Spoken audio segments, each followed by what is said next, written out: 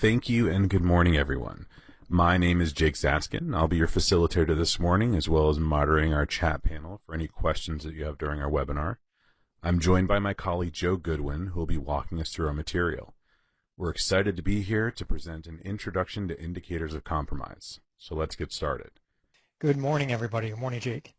So this webinar covers how to use indicators of compromise, or IOCs, to identify the occurrence of suspicious activity, locate and remove threat activity in your systems, and prevent cyber attacks by sharing IOC data with other organizations and using the IOC reports to stay on top of new threat activity, which evolves every day. In the next hour, we'll introduce and define indicators of compromise and explain why they are crucial to enterprise cybersecurity. List the uses for IOCs in cybersecurity and threat analysis. Describe the categories of IOC and how they're used in incident response. And then we'll introduce the MITRE framework and how IOCs can be used as clues to put together a picture of threat activity and the potential perpetrators involved. And lastly, we'll share resources that enable you and your organization to identify, document, interpret, and share and receive IOC information with outside organizations. So from a learning objective standpoint, our terminal objective is to understand the importance of IOCs and how they are used in cybersecurity and incident response. Enabling that terminal objective will define IOCs, explain why they're important, understand how IOCs are used and the types of IOCs with a few examples, introduce the MITRE attack framework and how it supports analysis of IOCs, and then use the framework to identify advanced persistent threat groups and recommended actions for protection. And we'll provide example analyses of IOCs using the attack framework. So incident responders use numerous methods to identify a threat or potential compromise. Sometimes there are clear signs that something may be arise, such as phishing emails, access issues, unusual network performance, to include things like slowed systems or corrupted programs or files. And there's unusual activity such as unexplained file or folder changes or configuration changes. These activities are easier to identify because they are known methods or symptoms of an attack. And there's often awareness training and general knowledge around these common indicators. However, most cyber threat activity does not result in obvious impacts. Cyber threat actors do not want to be detected. They want to access a system to perform reconnaissance and then execute their objectives without being discovered. The goal of cybersecurity is to create a layered network defense and reduce those open vulnerabilities to keep out unauthorized users and activity. So if we know that threat actors could already be in a given system, how can incident responders identify a potential intrusion, define threat actors are in the system, and then figure out what they're doing or what they did? Remember that sophisticated threat actors are not likely to leave those obvious clues behind. Short little reference to history here. So the island hopping campaign was a technique used by the Marines to advance toward Japan during World War II. They targeted the islands that were not as strongly defended by the Japanese. They took control of those islands and then quickly constructed landing strips and small military bases. Then they proceeded to attack other islands from those bases they had established. It was effective because it established footholds to conquer the targeted goal, which is Japan. This strategy is kind of similar to how threat actors compromise their victims' networks, gaining access layer by layer until they have the access and control that they need. An indicator of compromise consists of the tactics, the techniques, and the procedures that threat actors use to gain access to an enterprise to compromise the environment. Once inside the enterprise, a technique often used is pivoting through the network, compromising multiple systems, and then exfiltrating data from so that does make sense, but can you talk a little bit about what specifically is an indicator of compromise? An indicator of compromise is a clue or a forensic artifact that can be used to indicate an intrusion or a compromise of a host in a network. So in other words, it's a clue that something went wrong and it needs to be investigated. An indicator of compromise can reveal, as stated earlier, the techniques, and procedures used, the TTPs, the severity of the compromise, where a mitigation should be applied, or even which adversary is attempting the compromise.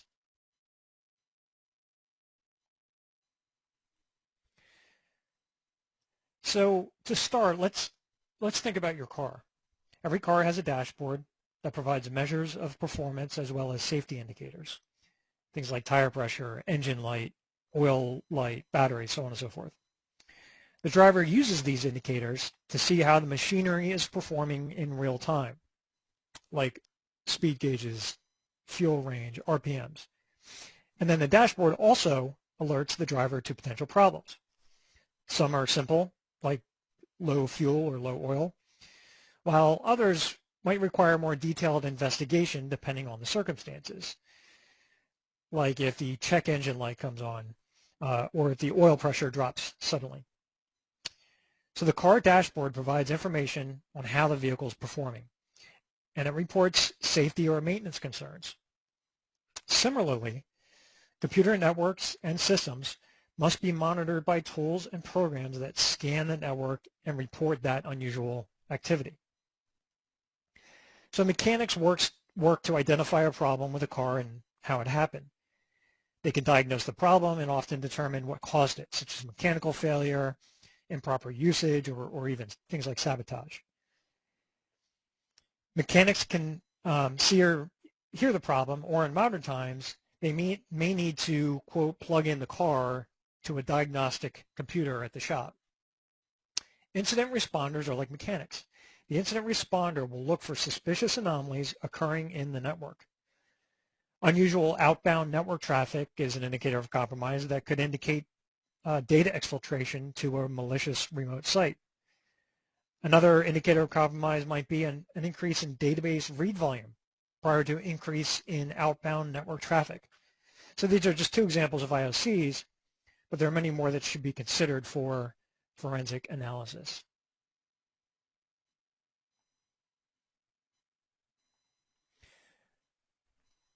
So slow on the slide change. So in NIST 853, indicators of compromise are defined as forensic artifacts from intrusions that are identified on organizational systems at the host or network level. Digital forensics is the application of scientific investigatory techniques to digital crimes and attacks. In forensic science, Locard's principle holds that the perpetrator of a crime will bring something into the crime scene and they will leave with something from it, and that both of these can be used as forensic evidence.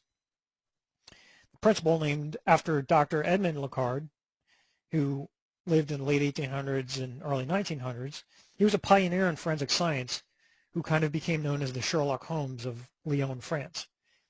He formulated the basic principle of forensic science as, quote, every contact leaves a trace.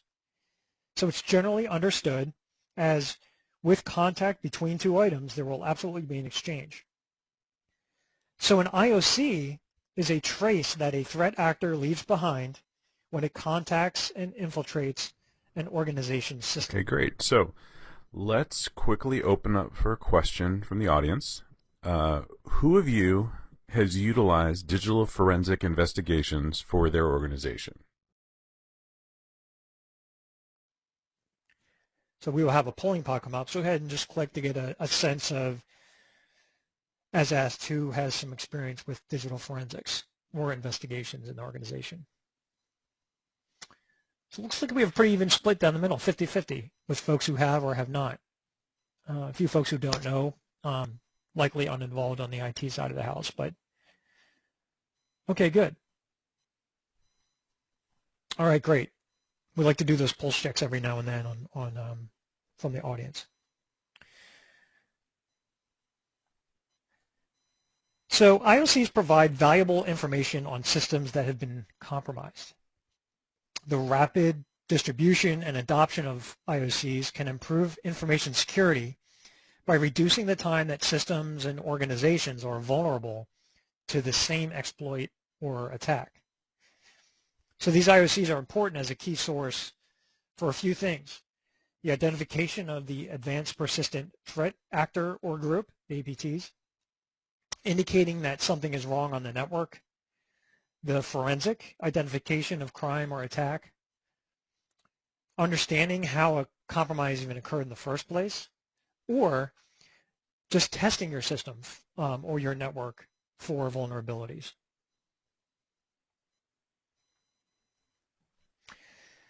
Using IOCs, the incident responders can kind of connect the dots in incident analysis to get a picture of threat activity.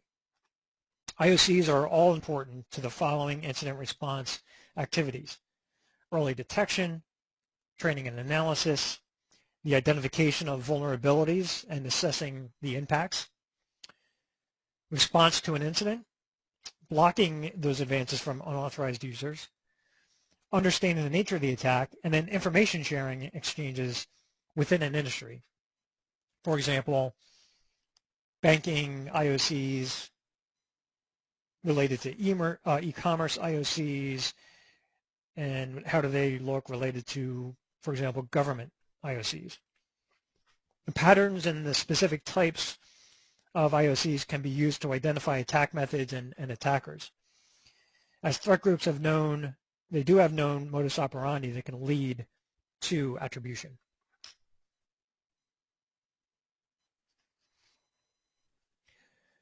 So ultimately, where and how IOCs are identified can determine how a threat actor circumvents defensive mitigations and the security controls so that they can continue their unwanted activities within your enterprise.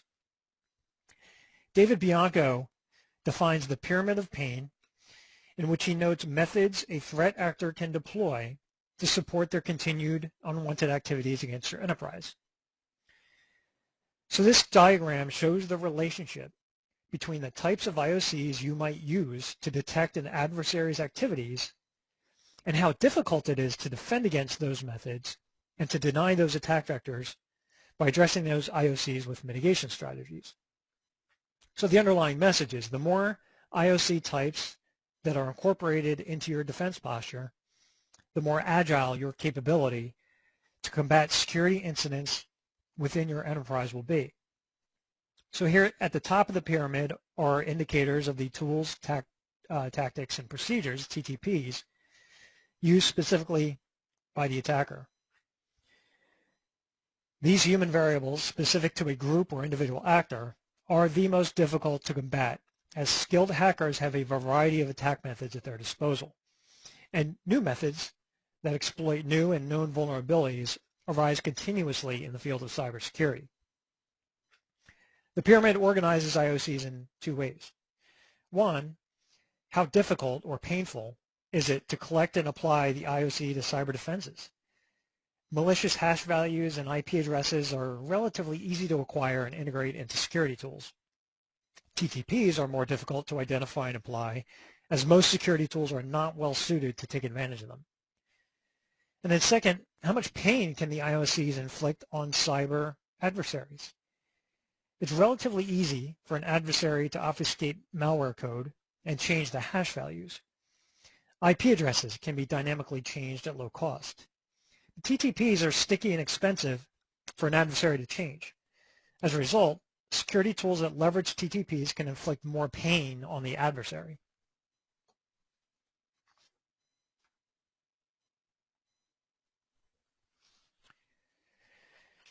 The CISA Hunt and Incident Response Program, or CHIRP, is a forensic collection tool that CISA developed to help network defenders find IOCs associated with activity detailed in the following CISA alerts. First, advanced persistent threat compromise of government agencies, critical infrastructure, and private sector organizations, which primarily focuses on an advanced persistent threat, or APT actors compromise, of SolarWinds Orion products affecting U.S. government agencies, critical infrastructure entities, and private network organizations. Next, detecting post-compromise threat activity in Microsoft Cloud environments, which addresses APT activity within Microsoft 365 Azure environments and offers an overview of and guidance on available open source tools. The alert includes the CISA-developed Sparrow tool that helps network defenders detect possible compromised accounts and applications in the Azure Microsoft 365 environment. Similar to Sparrow, which scans for signs of APT compromise within a Microsoft 365 or Azure environment, Chirp scans for signs of APT compromise within an on-premises environment. So here we want to show a great video created by CISA that explains Chirp.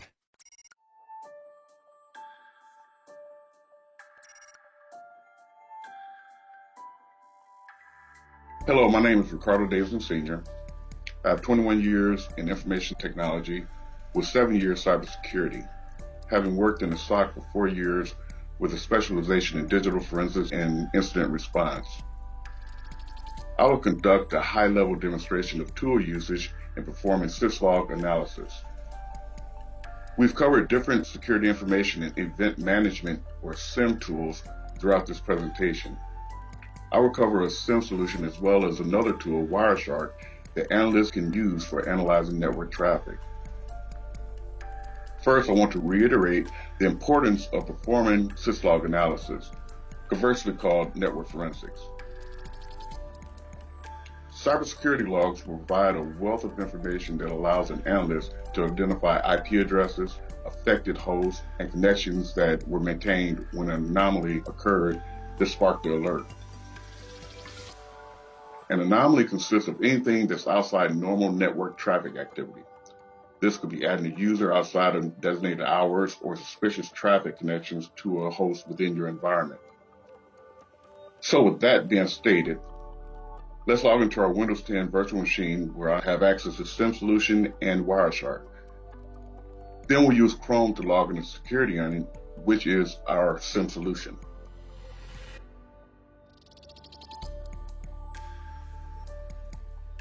Okay, I've logged into a Windows 10 where I have the necessary tools already installed. Launching Chrome, I can now log into our SIEM solution. Now we've logged into Security Onion, our SIEM solution. And as you can see, you have an overview tab, but if you hit these pancakes, you'll see the other functionality that you have in this same solution. You see an overview, alerts, hunt, PCAP, etc. for monitoring purposes. Most SIEMs will have this functionality. I'll operate from the scenario that alerts were generated indicating suspicious behavior is occurring in the enterprise.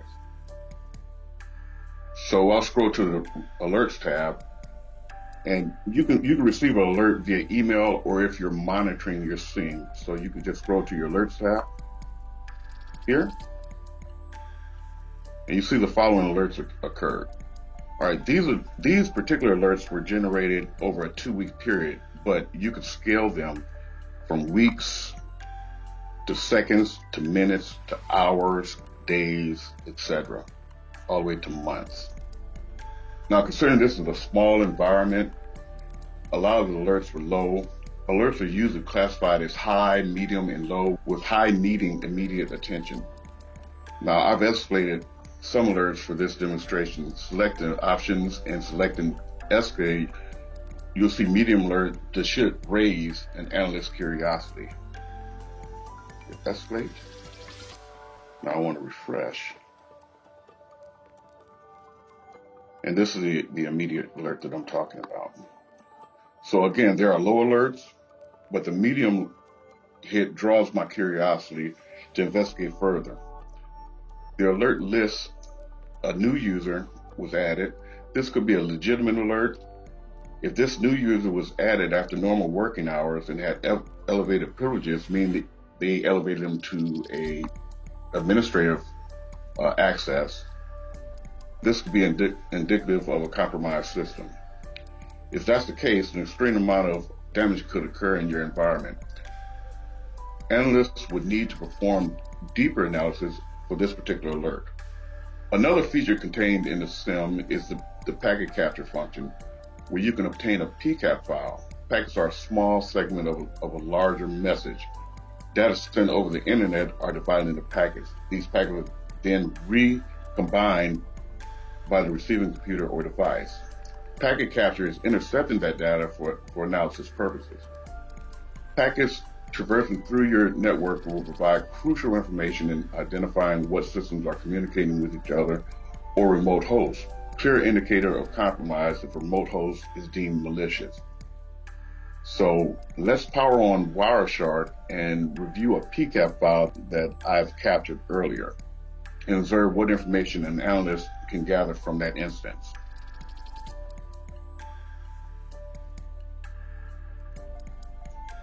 I'm going to open up a previously captured PCAP file.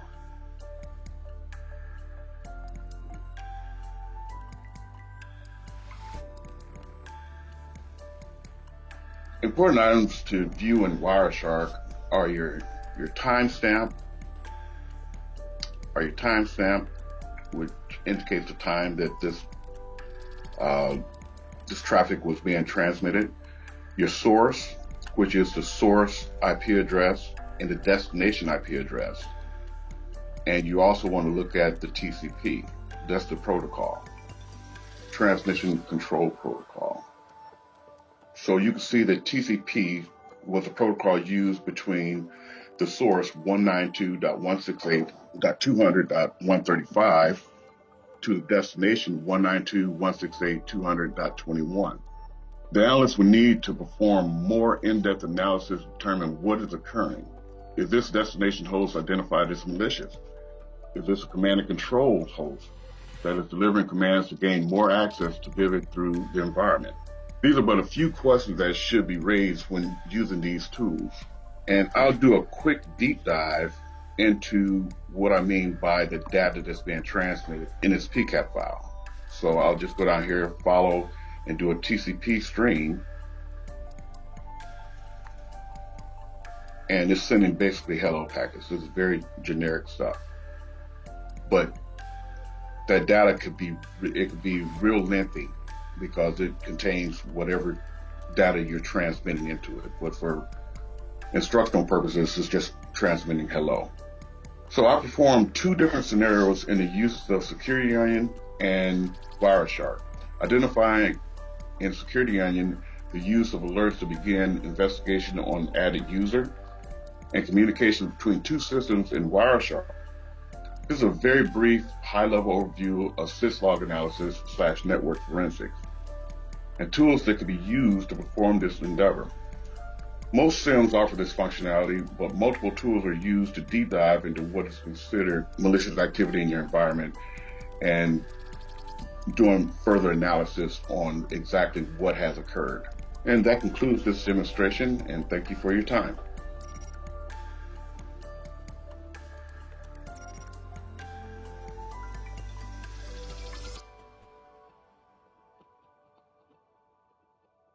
Okay, that actually looks really cool. So you mentioned APTs a few times, Joe. Can you expand on those a little? Sure. So an advanced persistent threat, or an APT, is a cyber attack executed by criminals or nation states with the intent to steal data or surveil systems over an extended period of time. So the attacker has a specific target and goal and has spent time and resources to identify which vulnerabilities they can exploit to gain access, and then to design an attack that will likely remain undetected for a long time. The attack often includes the use of custom malware. The motive for an APT can be either financial gain or political espionage. APTs were originally associated mainly with nation-state actors who wanted to steal government or industrial secrets. Cyber criminals now use APTs to steal data or intellectual property that they can sell or otherwise monetize in some way. APT hackers and malware are more prevalent and sophisticated than ever before. For some professional hackers, working either for their government or relevant industries, their full-time job is to hack specific companies and targets. They perform actions relevant to their sponsors' interests, which can include assessing or accessing confidential information, planting destructive code, or placing hidden backdoor programs that allow them to sneak back into the target network or the computer at their will. APT hackers are very skilled and have the huge operational advantage in that they won't be arrested. Imagine how much more successful and persistent any other thief might be if they knew they could get away with some level of guarantee. But still, they don't want their activities to be immediately noticed by their targets because it would complicate their mission. A successful, advanced, persistent threat hacker breaks into networks and computers, gets what is needed, and then slips out unnoticed. They prefer to be kind of slow and low. They don't want to generate a lot of strange-looking auditable events, error messages, or traffic congestion, or cause service disruptions. Most APTs use custom code to do their activities, but prefer, at least at first, to use publicly known vulnerabilities to do their dirty work. That way, if their activities are noticed, it's harder for the victim to realize that it's an APT versus the regular, less serious hacker or malware program. The MITRE ATT&CK framework is a framework for describing the different ways that attackers have been able to both target and attack their victims. This is a living framework and it's regularly updated, and it's a compilation of real-world attacks. It consists of adversarial techniques that can be correlated to the TTPs employed by the APT groups. A collection of multiple IOCs can help to identify which perpetrators may be involved. The IOCs correlate to the techniques in the framework, which are mapped back to known APTs based on the capabilities employed. To strengthen security, organizations can use these techniques to simulate the threat actor and identify vulnerabilities in their network. Based on IOC findings, defenders can create and apply signatures to their intrusion detection systems or intrusion prevention systems to identify or prevent future threat activity. So putting it all together, an example, a tactic might be gaining initial access. The technique might be through phishing or spear phishing. Procedure description would be spear phishing via service is a specific variant of phishing. It's different from other forms of spear phishing that it employs the use of third-party services like Twitter or LinkedIn rather than directly via enterprise email channels. So an example of a procedure might be one of your employees gets targeted via Facebook at work to visit a malicious URL. Mitigations for this might be anti-malware, user training, or the restriction of these services that are on your enterprise like Facebook. Detections might be SSL or TLS inspection or endpoint protections. So this is not meant to be an eye chart, not meant to read all these, but just to give you an overview of what the matrix for an enterprise would look like. So in the framework, tactics represent the why of a technique. So what is the adversary's objective when they perform a given action? So if we look across the tactics across the top, we see things like high-level sequences of actions that map to techniques. Things like reconnaissance, privilege escalation, defense evasion, lateral movement, discovery, so on and so forth. There are pre-attack and attack matrices, along with distinctions made for different operating system platforms. For example, Windows, Mac, etc. There's also distinctions made for cloud and mobile options. The distinctions are necessary because not all attacks will be applicable to all operating system platforms or technologies. Pre-attack refers to the range of activities attackers may use before they actually attack. Activities are more than just reconnaissance, but also about acquiring and maintaining infrastructure. You've probably heard about TTPs. We've discussed them many times. What do they really mean? Again, they refer to the tactics, the techniques, and the procedures. Tactics are the reason for performing the action. Again, the why. Gaining initial access, executing something, persisting, elevating privileges, discovering credentials. Take note that an attacker may not necessarily use all tactics for an attack. Each column of the headers in the attack matrix is a tactic that you'll see.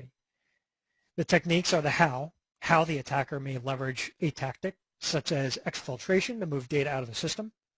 And there's hundreds of techniques.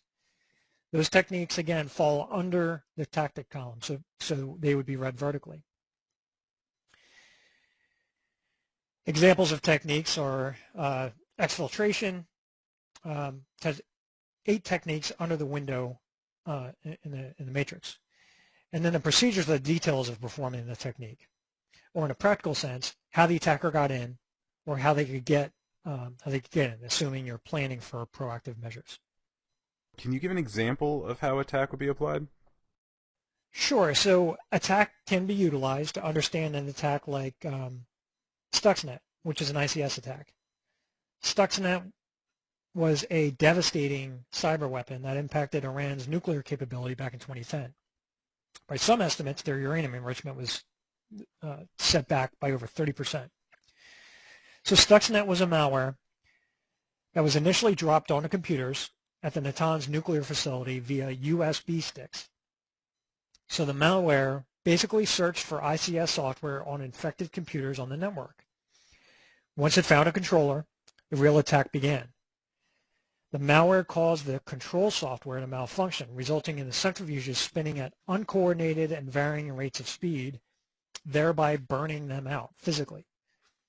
The tactic was successful as over 1,000 centrifuges were damaged or destroyed. So this version of the attack framework shows the techniques used. Here are a couple examples. Those are the boxes I've kind of highlighted. So we see replication through removable media, USB sticks. Man in the middle, needing somebody to come in and introduce that. The network sniffing, commonly used ports. On impacts, we see damage to property, the physical damage to the centrifuges. Manipulation of those controls, making them spin at those uncoordinated speeds. And then manipulation of views. Controllers didn't even know that the centrifuges were out of sync, so to speak, because of a manipulated dashboard view. So let's throw out another question to the audience. Since we talked about the MITRE ATT&CK framework, just want to get a sense of who has experience with the framework, either having seen it or actually used it before.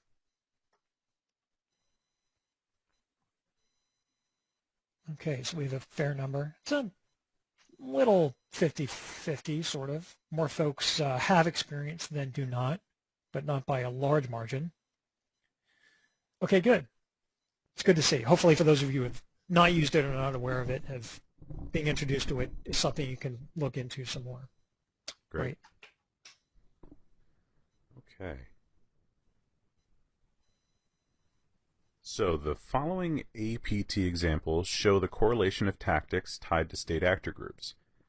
Groups are mapped to their documented activities throughout the framework and range from state actors to criminal groups focused on specific targets, like the financial sector, or attack types, like ransomware. The tools and techniques link pieces of code, malware files, to known attack types and groups that use that product. So let's start with looking at APT-12.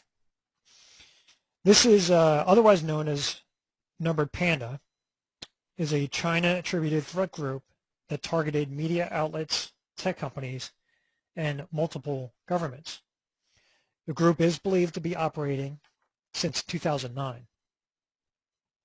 Although the group has typically targeted East Asia, in 2012 they were believed to have breached the New York Times. In terms of tools and techniques, DNS calculation, multiplying the first 2 octets of an IP address and adding the third octet to that value in order to get a resulting command and control port. Phishing, which is sending emails with malicious Microsoft Office documents and PDFs attached. User execution and malicious files, getting victims to open the malicious Word and PDF files sent via spear phishing.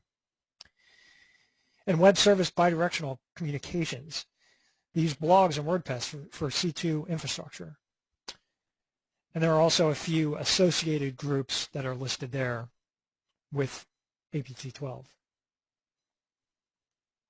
Now, as noted, APT12 is linked to known tactics in the areas in initial access, execution, and command and control of the MITRE attack framework at the enterprise level. This dashboard view is a summary of known IOCs for this threat actor, but should not be considered a complete profile. And again, not meant to be an eye chart, but to show how you can utilize the MITRE attack framework to highlight specific APTs and TTPs used within the framework.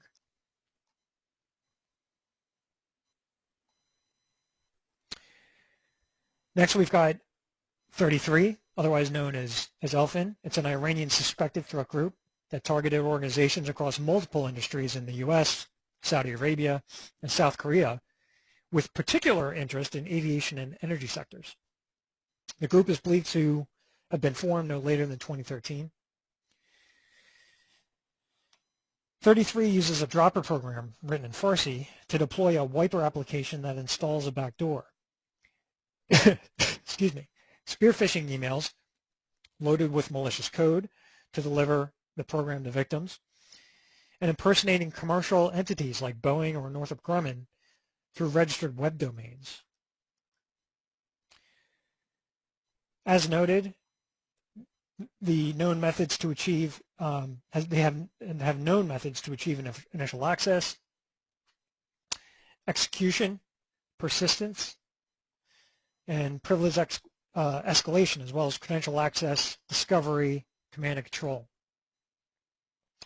The dashboard view seen here is the initial level of known IOCs for this threat actor, but again, should not be considered a complete profile. But as compared to 12, we see many more of those boxes highlighted on this MITRE attack framework. And last but not least, we'll look at APT28, otherwise known as Fancy Bear. It's a Russian attributed threat group that targeted the Hillary Clinton campaign, the DNC, and the Good Democratic Congressional Campaign Committee in 2016 to interfere with the U.S. presidential election. They're believed to be operating since at least 2004. Some of their tools and techniques are spear phishing emails with zero-day vulnerabilities that were delivered to victims.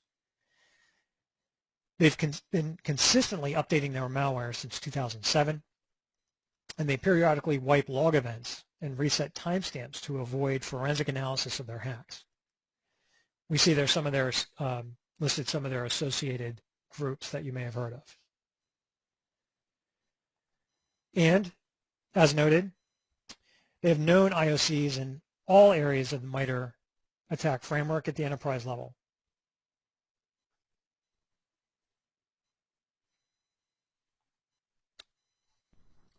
Great. So thank you, Joe. This concludes the case study portion of the webinar. We'll finish up today by walking through a knowledge check, reviewing some of the core concepts from this course.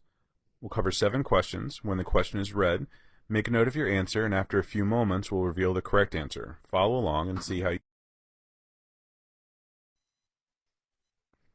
Threat actors attempt to defeat a layer defense with methods that could be described as a island hopping campaign, hackathon, full press, or spear phishing campaign. Okay, it looks like we have everybody jumping on that first option, the island hopping campaign. Nobody's biting for any of the others. Great, it looks like we have most people responding or are going to respond, and that is correct. Again, it's that for cybersecurity, we want to look at that layered defense to prevent that island hopping, like gaining footholds slowly but surely through the enterprise. Next question. An IOC can reveal severity of attack, where the attack occurred, who is responsible, the tactics, or all of the above.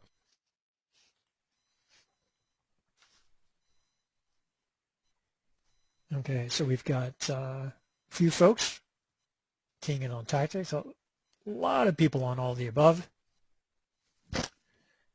Wait another few seconds. And correct answer is all of the above. Again, IOCs are important in revealing not just tactics, but responsible parties, where it occurred, and how bad the attack really is. Next question. This is the application of scientific investigatory techniques to cyber-related crimes. The low-card principle, digital forensics, the Bayesian analysis, or computer engineering.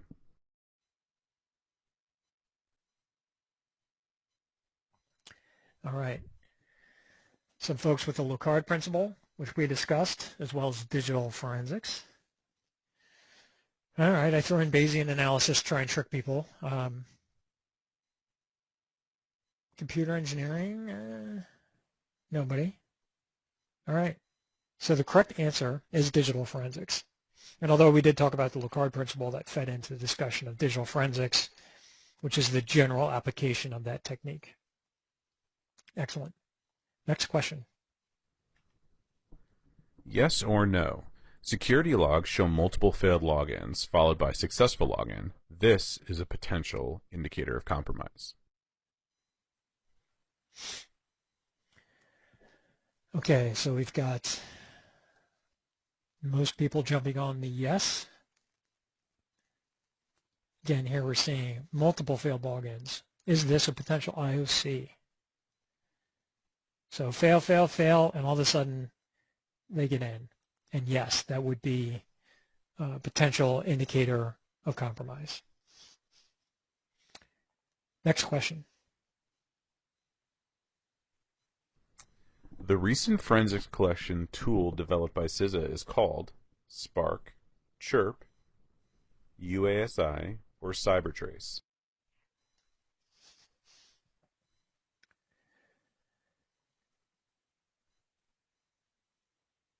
Okay, we've got some folks dabbled in CyberTrace and UASI, but backed out.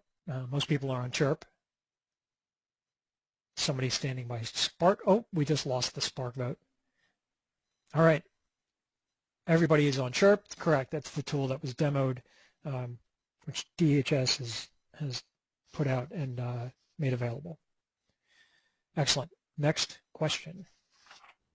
The MITRE ATT&CK framework consists of techniques employed by domestic terrorists, nation-states, environmental hacktivists, or APT groups. Okay, we've got nation-states, domestic terrorists is backed off, environmental hacktivists, no. So a lot of folks pointing to APT, got a handful of folks with nation-states, and correct answer is APT groups, is in particular what MITRE ATT&CK framework consists of in terms of techniques. Great.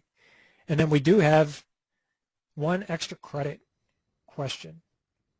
All right, extra credit. Put the affiliated APT numbers described in the case studies in the same order as the countries below: Russia, Iran, and China.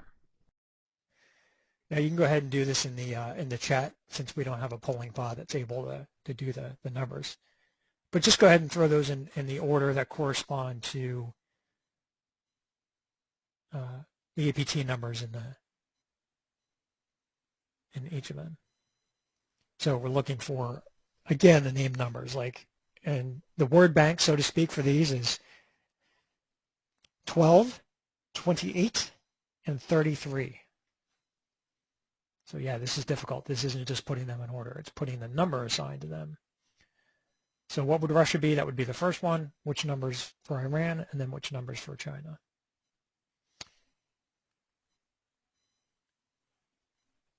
Making people's heads smoke on this one. I can feel it. Still have some answers coming in. Okay. And as to not leave you in suspense, numbers are Russia is APT 28, the Iranian discussed was APT 33, and the Chinese one we discussed was APT 12. Good job, everybody. So with that, this concludes the IMR 108 webinar on indicators of compromise. So we hope you've enjoyed the webinar and come away with some knowledge that helps you better understand IOCs. If you would like to learn more, we encourage you to visit any of the resources listed below. These include DHS Office of Cybersecurity and Communications, FNR Division, High Value Asset Control Overlay, CISA Insights, MITRE Attack Framework, and US CERT, Indicator Alerts and Bulletins. Thank you for your participation. A certificate of completion is available for download. Have a wonderful day.